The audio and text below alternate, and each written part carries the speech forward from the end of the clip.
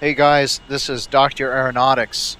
Uh, Today we're going to be demoing the scramjets, which are a very important thing on this spacecraft if you want to maximize your fuel efficiency and have as much left over for hopping the rings of Saturn and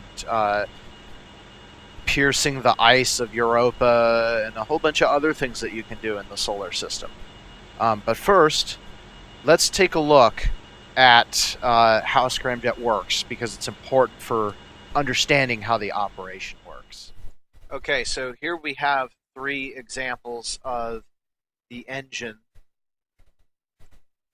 used in aircraft. The first is a turbojet, which is what is used on a commercial airliner today, like a 737 or 747. This generally works at subsonic speeds, and you need four components to work. Starting at the A, you have the low pressure fan stages, then you have a combustion chamber, then you have a high pressure fan stage, that's N2, the low pressure is N1 by the way, and then you have a nozzle where the superheated exhaust comes out. So you need fans to compress the air and the exhaust gases in order to create sufficient thrust.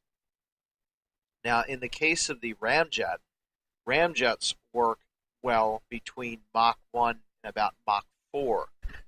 The SR-71 Blackbird had a ramjet turbojet combination, and using bypass tubes and whatnot, it could actually retract the fan blades so that it would rather work as a ramjet. So the difference between a ramjet and a turbojet is now going supersonic, you're actually having compressive air effects. You're actually compressing the air as it's coming in, more so than you are causing drag to it. So the incoming air is compressed by the speed of the aircraft, and then you have a combustion chamber, and then at the end you have an exhaust nozzle. So now we've dropped the fans, so there's two components. Now in the case of the scramjet, you're going so fast, this is typically Mach 5 plus, that the incoming air is compressed to the point where it's volatile, even without a combustion chamber. So at that point, all you need to do is just dump in engine fuel and ignite it, and it will come roaring out the back of the funnel without anything special. And in this case, the funnel is shaped outwards because the supersonic air prefers outward, I guess the word is convex nozzles will actually create higher thrust. Okay, so what we're going to do now is characterize the scramjets. I went through the documentation and doesn't look like there's any information included on how to actually use the scramjets. But generally the scramjet is, the faster you're going, the more powerful it is. So the low end, your limitation on the minimum speed depends on how much the air is being compressed per you moving forward.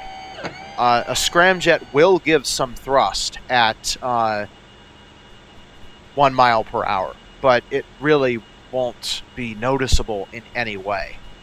The faster you go, the stronger the thrust will become, and about,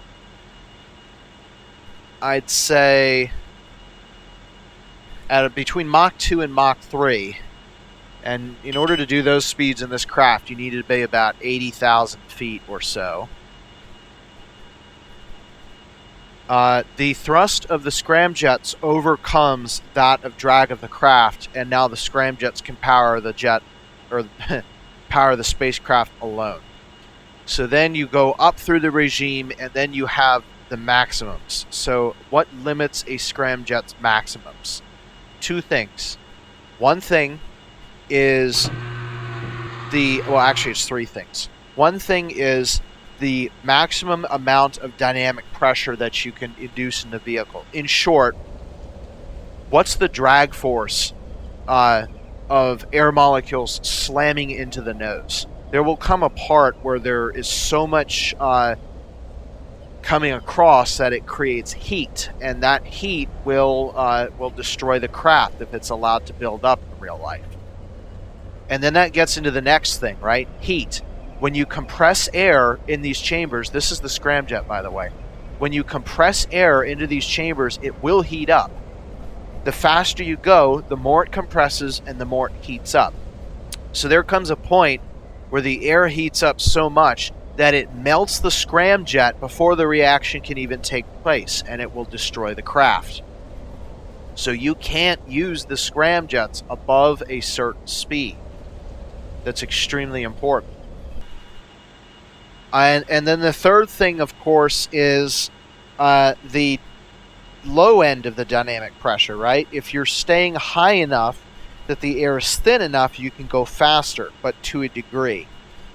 Eventually, you're going to run out of dynamic pressure, and you won't be able to drive the scramjet anymore because there's just not enough air. And that's why you can't use a scramjet in low Earth orbit. You might be able to use, I think it's called a Buzzard scramjet or something, but that's beyond even the technology levels that are demonstrated in this simulator. So what we're going to do is we're going to take off. We're going to go up to about 20 kilometers, which is about 66,000 feet. We're going to try to turn the scramjets on and see what happens. And we're just going to keep going faster and faster and higher, and eventually the scramjets should start to pick up. So the first thing I'm going to do right now is actually activate the scramjets. To activate the scramjets, you hold the Alt key, and then you use the plus and minus like you would in real life. I don't have this hooked into my joystick, so I need to do this manually. So here come the scramjets, and nothing is going on because we're stopped. So the next thing I'm going to do, we're going to just roll forward a little bit, pick up some speed. Okay, now I'm going to activate the scramjets, and now you can see we've actually got flow. But you can see we've basically stopped again because the scramjets do not have enough power at the speed to be able to do something. Remember, as long as you can get the air to compress, that's enough for the scramjet. It just might not generate usable thrust at lower speeds. So, theoretically, you could demonstrate a scramjet by setting up a tower fan to blow air into it, but I can't say that it would be useful. And also using a tower fan would be cheating, because then you would be, what is it? Mimicking a turbofan engine. Okay, let's hope my GPS works. GPS joystick works. Takeoff thrust set.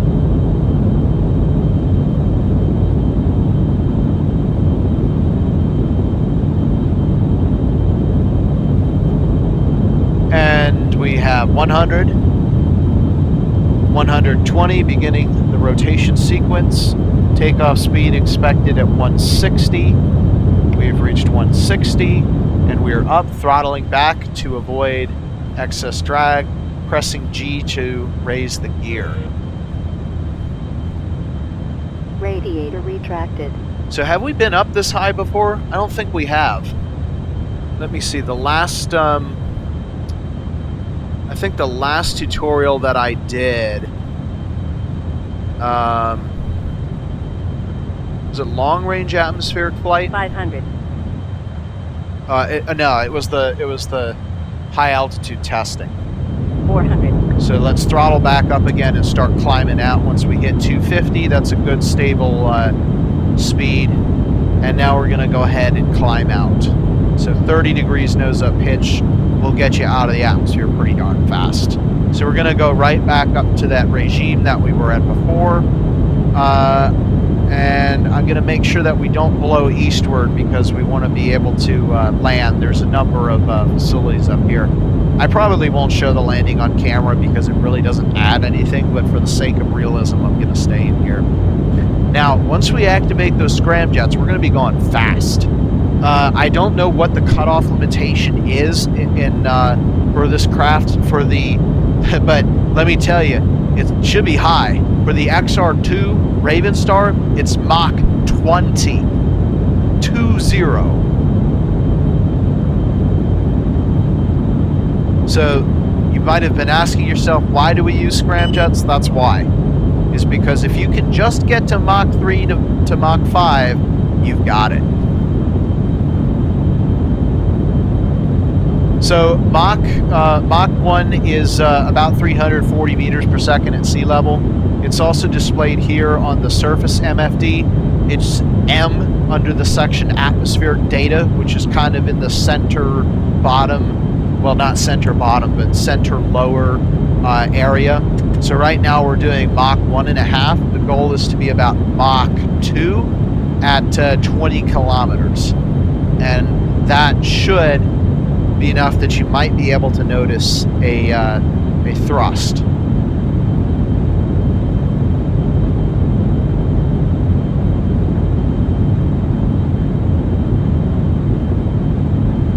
So basically, if we could be the Concorde, it basically fit a scramjet to a Concorde and then see what happens.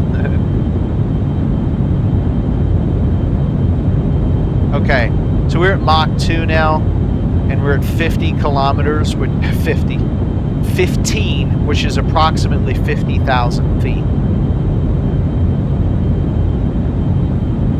All right, so now I'm going to release elevator trim and also throttle back a bit because we don't want to cause excess heating. That would be considered wasteful.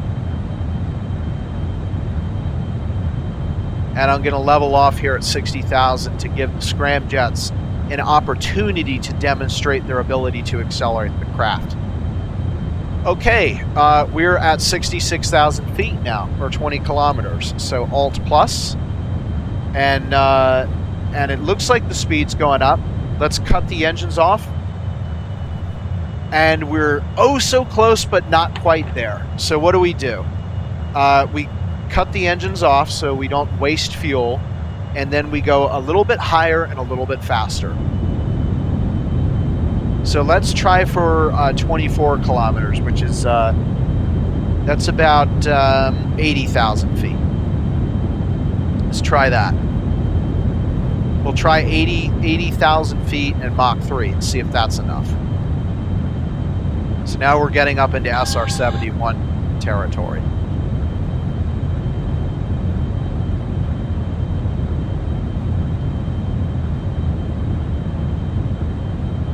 Okay, let's try it now.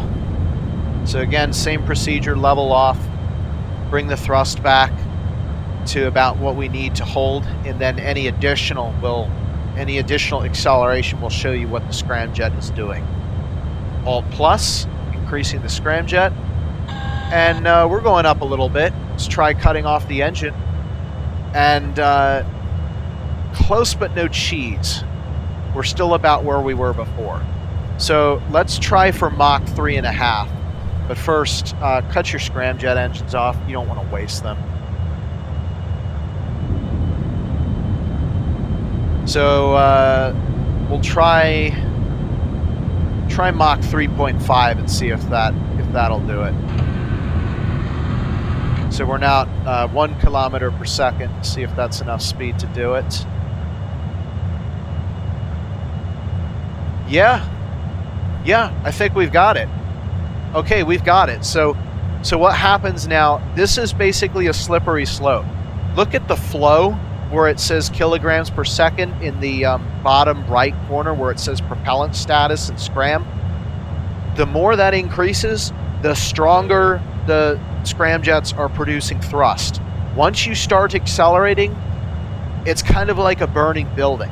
Once you start the fire, it will grow and grow and grow on its own. So that's basically exactly what's going on now. The runaway acceleration brought to you by the scramjets has been started. And it starts slow, but it will pick up very quickly and become about as strong as our main engines. So basically what we need to do now is keep our nose level, because if we go too high, we'll lose the air that we need to compress. But if we go too low, then we'll encounter too much drag for the scramjet to take, and then we'll decelerate and not make it. So we are picking up speed, and it is providing some assistance now. So how do you know you're causing too much drag on the craft? Well, one way would be to tell the temperature display. Only the XR2 Raven Star, well actually the XR2 Raven Star as well as the Delta Glider 4 have temperature displays that will tell you. But with the Delta Glider, there's no such thing. So just look for the bow shock in front of the vehicle with bright red flames. That's how you tell. Okay, so we're at Mach 4.2. Now you can see the acceleration on the bottom right corner of the surface MFD, the leftmost MFD. That's 3.5 meters per second squared. That's a third of a G. It's very significant. Look at how quick our speed's changing now. So like I said, starts off very slow, but very, very, very quickly it will grow to the strength, and it may even overcome the strength of our main engines if we get it right. It'll also burn fuel a lot faster, so just be wary of that.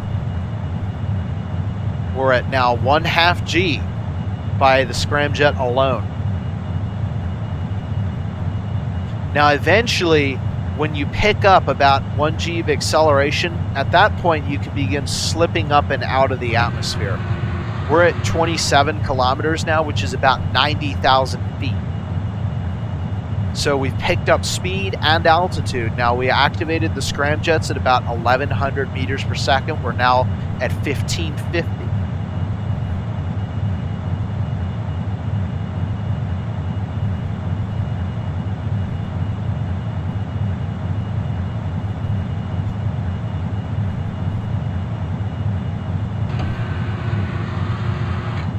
Okay, 2/3 of a G at 94,000 feet.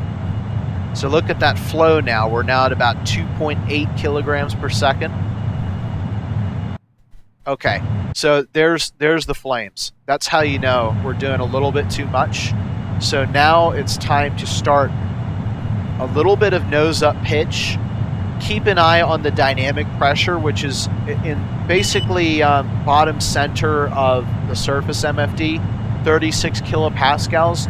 You want that going down a little bit, but not fast, because if you leave the atmosphere too quickly, like I'm about to do now, you'll stay right at about 70 meters per second vertical speed. Then the scramjets will lose power. Like you can see, we're losing acceleration, so now we're going up too quick. So let's try 50 for vertical. By the way, we're now over 100,000 feet.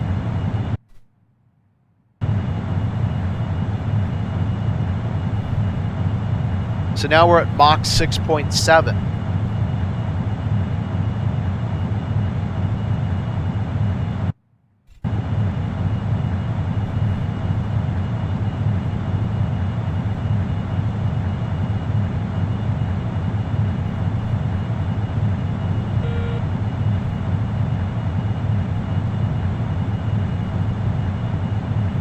Okay, so if you look at the flow, we've now lost quite a bit of power in our scramjet because we went too high too quick.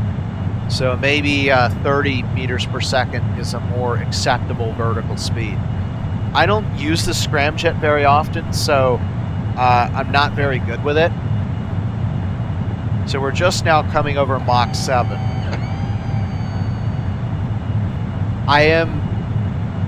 Maybe I'm not an expert with the XR2 Raven Star, but I'm very familiar with its operation, and I know how to maximize the fuel efficiency. Unfortunately, there's not enough gauges to be able to tell really what's going on, so That's one difficulty that I have in flying this craft, is it really doesn't tell you how much is too much or how little is too little. You just kind of have to watch it.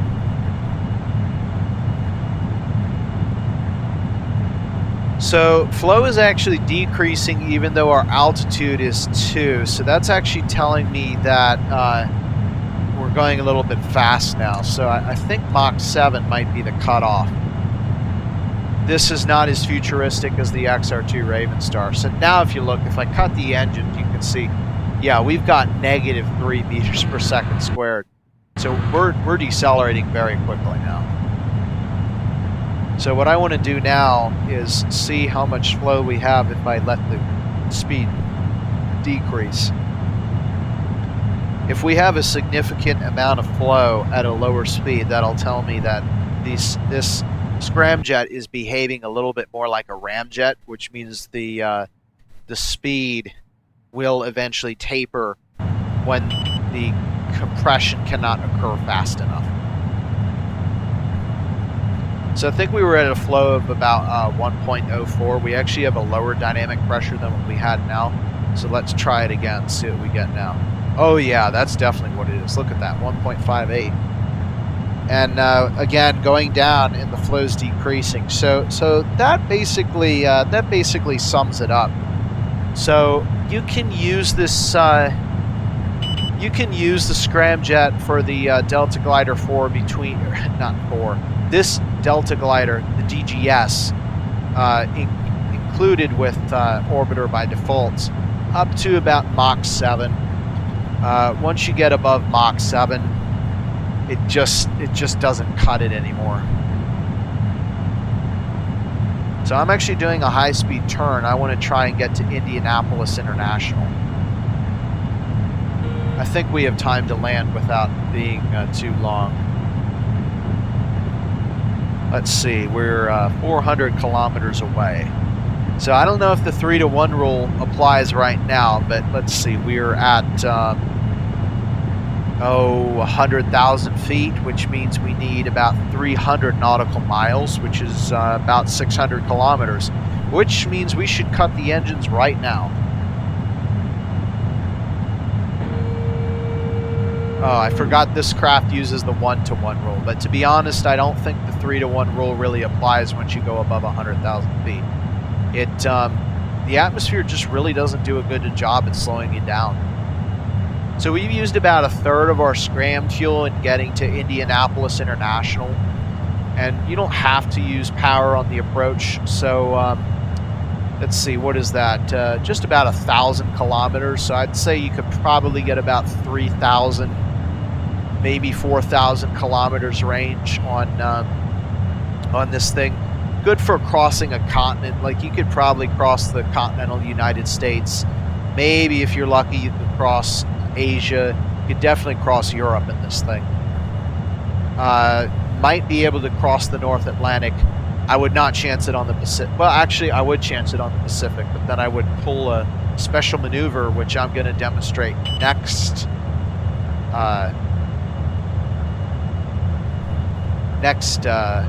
tutorial.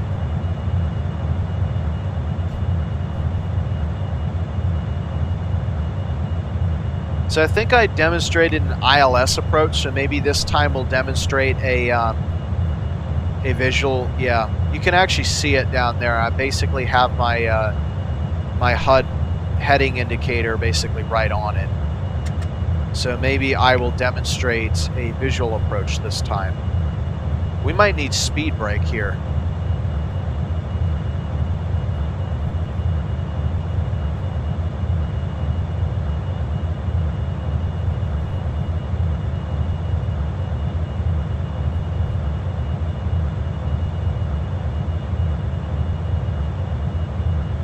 So, fun fact, if you turn horizontally, you will lose lift and you will get a decrease in vertical speed very quickly, which can be a little bit dangerous, but I can also use this as an opportunity to demonstrate the speed brake. Do we have a speed brake? I thought we did. I'm not as familiar with this version here. Should be like a lever or something for this. Oh yeah, we're starting to heat up in re-entry. Yeah, we're coming in way too hot.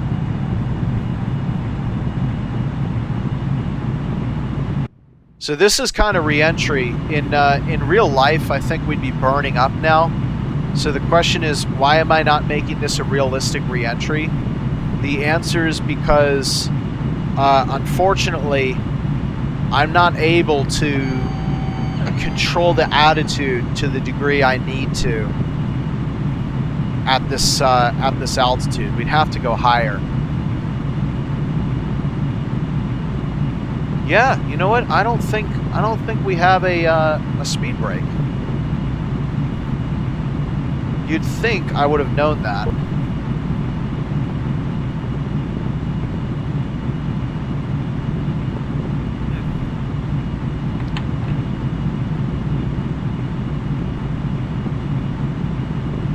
Yeah, that's too bad.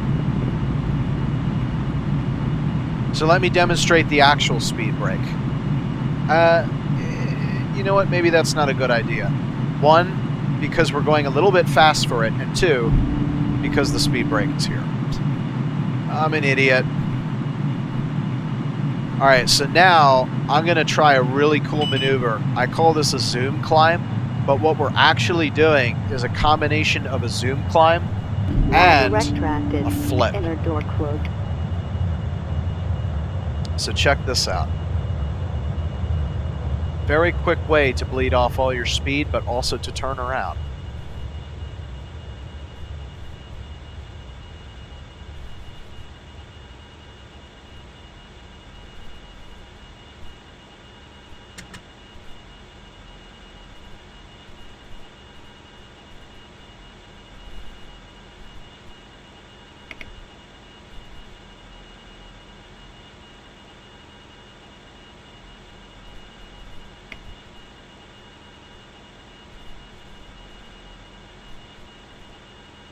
So one thing I need to watch now is my angle of attack.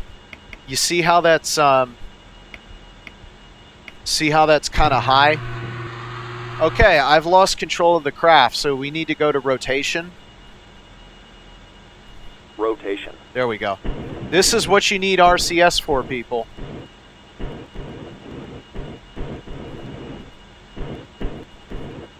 So that's actually higher or more serious than what I did last time. Last time I demonstrated this for the first time and was like, you know, you might need RCS. See how I'm losing control? Well, I actually lost my flight path by about 90 degrees there, which would have caused a flat spin in real life. Now, what I can do, or at least what I can try and do, might be a little bit too late for this. Yeah, it's too late. I was going to try and simulate a real re-entry. That's fine. Attitude off. So now we're back in the thick of it, so we don't need it anymore. So again, we're just going to target... it's a really strong air brake. It actually works by opening the ailerons like that, and then if we have to turn, it'll just tilt them.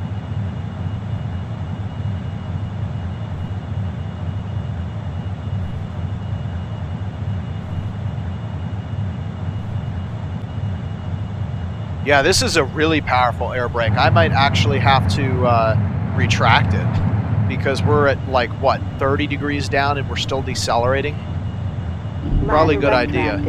Inner door quote. All right, let's find this thing. Oh yeah, that bled off all the speed I needed to.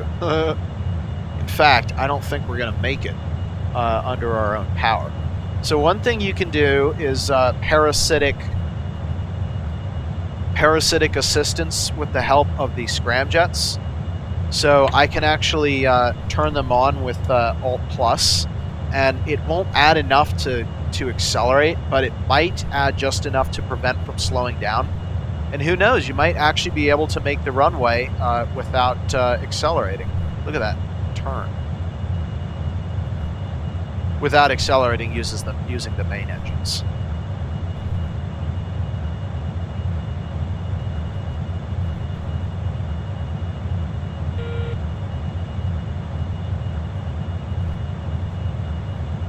We're now below 10,000 feet You now. are cleared to land.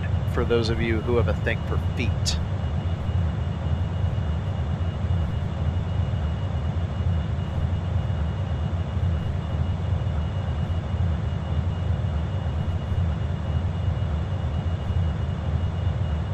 So I'm actually going to browse my runways just to see if we can do this without power. So we want, what is it? There we go. So we got runway 23 and runway 13. Well, I think 23 is going to be closer than 13, so we'll go for 23. Yeah, we're going to need power. It's just not enough.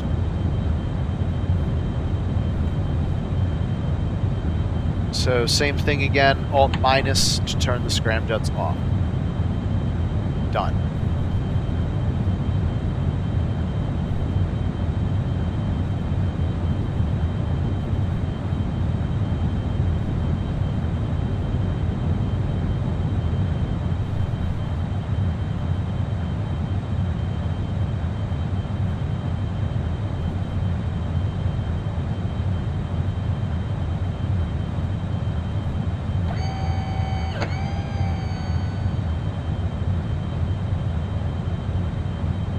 So what I'm going to do now is set up a visual approach. We know the runway is at 230, so if I turn to 170, that'll give me a 60-degree approach path that we'll have to turn out of, which is a good approach path for a fighter jet.